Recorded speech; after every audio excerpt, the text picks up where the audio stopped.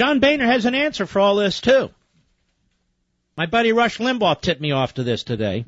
I wasn't aware of this on the Golf Channel.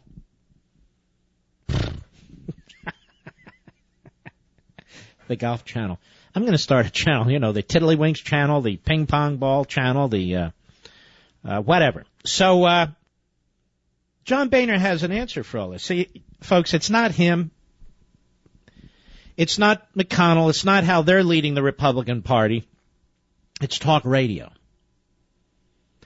Now, we happen to know, don't we, Mr. Producer, that John Boehner despises one talk show host more than any other.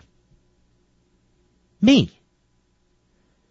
And his staffers have gone behind the scenes, we're told, and have tried to attack me. We're also told on the Senate side, Mitch McConnell has one talk show host he hates more than any other. That is me.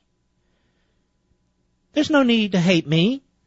Just get with the program, boys, or as you would like to say, stay on the reservation. That is, do what you say you're going to do when you campaign back home. Do what you say you're going to do when you get Republican majorities. And stop lying, as Ted Cruz said. But here's John Boehner on the Golf Channel yesterday. Trust me, I would have missed this. Cut one, go. Is there less bipartisanship than there used to be? Yeah, I do think there is less than there used to be, and it's primarily because if you've looked at what's happened over the last 20 years, yes. The whole media world and communications world has changed. Yes. 20 years ago, when we won the first Republican majority. Stop. First of all, I want to congratulate him. He's not crying. He's not slurring his speech. Yeah, he misses the good old days of a liberal monopoly where there were 3 networks, He misses the good old days. Go ahead. There was one radio talk show host that nobody had ever heard of. All right, let's stop there. That would be Rush Limbaugh, and everybody heard of him. Actually, nobody heard of you. You were a backbencher, Boehner. So they knew who Limbaugh was. They didn't know who you were. I was like, nobody ever heard of before. Oh, what a put-down. Oh, ho, ho, ho. On the Golf Channel. With tens of millions of people watching on the Golf Channel. A real put-down. Go ahead. There was one cable news channel that just did news. And you look at today, you've got hundreds of radio talk show hosts all trying to outdo themselves. Stop. Outdo themselves. May I ask the speaker, do you know how to read? Do you know how to read? Do you read books? We've sent you every one of my books with some hope. You know what we should do, Mr. Producer? We shouldn't send him the books. I ought to send him the audio. That way he doesn't have to read. When he's driving and smoking to his next golf outing, he can listen to it. And he can listen to others and speak to others too. But it's not a question of somebody outdoing another. It's a question of advancing a conservative cause. I don't even know what half the other talk show hosts do, and they don't know what I do. Go ahead. Further right and further right and further right. You've got... Further right. Yes, you see, defunding Obamacare. What a right-wing thing. Securing the board. Oh, right wing. Stop with the damn debt. Oh, that's got to be right. He talks like a liberal. That jerk has been in Washington, D.C. so long he can't help it. Now, imagine what he's saying behind your backs, ladies and gentlemen, in these private funder meetings, private meetings with his lobbyist buddies, private meetings with other Republicans. It's not his contempt for talk radio. His contempt is for you. He despises you. And we despise him. Go ahead. Cable news channels, and all they do are politics. And then you've got every blog and Facebook, Twitter, and all of these. Oh, so I'm waiting for him to cry. Oh, Mr. Speaker, it must be so hard for you. Democracy's a hell of a thing. You got the talk channels and now the cable channels. Now you got bloggers. Oh, woe is me. Poor Mr. Speaker.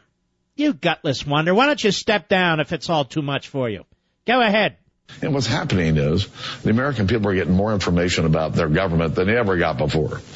And it's tending to either push or pull people into one of two camps. Whoa, wait a minute. So you, the people, are getting more information than ever before, and it's pushing or pulling you into one of two camps.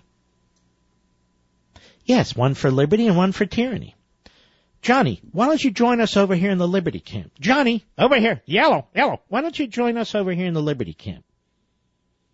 When you campaign, you say that's the camp you're in. Is there more, Mr. Producer?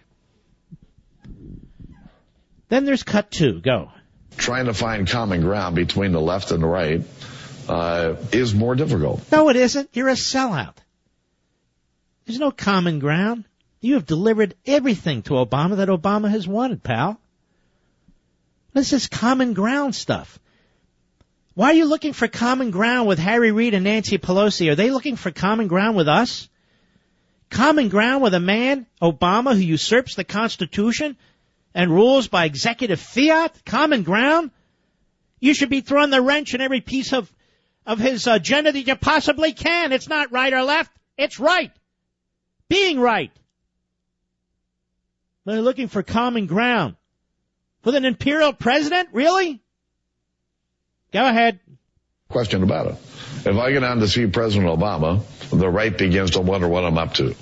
The left begins to wonder. No. We wonder what you're up to after 5 p.m. every damn night. With or without Obama. We used to have our sound effects for Ted Kennedy. Can't we use them on Mr. Boehner, Mr. Producer, from time to time? I think we should. All right, go ahead. President's up to. You know, the president's suggested, hey, you think it's too much trouble if we play golf again? And I have to look at him and say, yes. Because it just, everybody gets... this guy is a whining... He sounds so pathetic.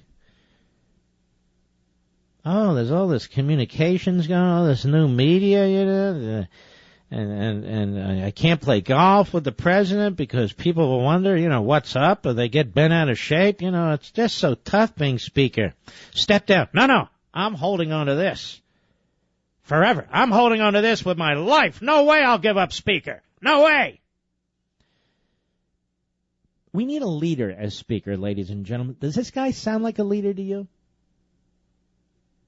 He's a hanger-on. He's been around forever. Let me suggest this to you. As we go through these who's in the 5 p.m. and 9 p.m. debate based on the poll numbers, does anybody think Mitch McConnell could get elected nationally by Republicans to anything? No.